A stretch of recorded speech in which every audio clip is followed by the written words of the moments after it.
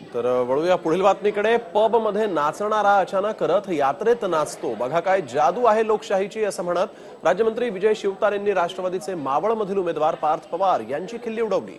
युतीचे मावळमधील उमेदवार श्रीरंग बारणे यांच्या प्रचाराचा नारळ फोडण्यात आला। शिवतारेंनी ही टीका केलेली आहे। बिघडलेल्या पुराला सुधारण्याचं काम निवडणुकीच्या निमित्तानं होत असल्याचंही शिवतारेंनी म्हटलंय। तसंच मावळमधून राष्ट्रवादी काँग्रेसला एक मतही देऊ नका, मावळ गोळीबारातील शहीदांना हीच खरी श्रद्धांजली असेल असं आवाहन शिवतारेंनी केलंय। यावेळेस पार्थ पवारांना निवडणुकीत उतरवलंय म्हणजेच भरपूर लक्ष्मी दर्शन होणार असं सूचक वक्तव्य शिवसेना उपनेत्या नीलम गोऱ्हेंनी केलं। त्यांनी प्रचारादरम्यान पार्थ यांच्यावर देखील टीका केली। मुंबई, पुणे, गोवा या ठिकाणी पब मध्ये नाचणारा माणूस अचानकपणे स्वामीनारायण रथयात्रेमध्ये नाचलो, काय जादू आहे लोकशाही। उंचा उंचा मोठमोठ्या विदेशी गाड्यांमध्ये फिरणारा माणूस ट्रेन मध्ये बसायला लागतो। शेतकऱ्यांच्या शेतावर जायला लागतो।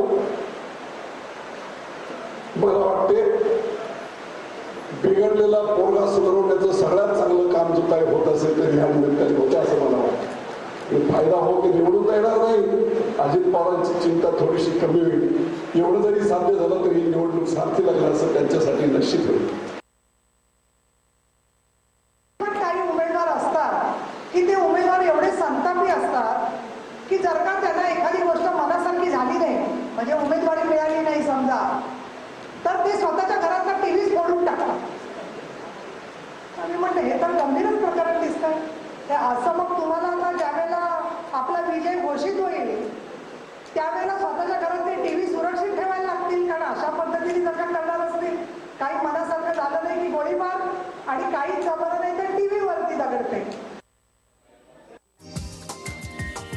हा व्हिडिओ तुम्हाला आवडला असेल तर असे आणखी व्हिडिओ पाहण्यासाठी TV9चं YouTube चॅनल सबस्क्राइब करा, बेल बटन दाबा।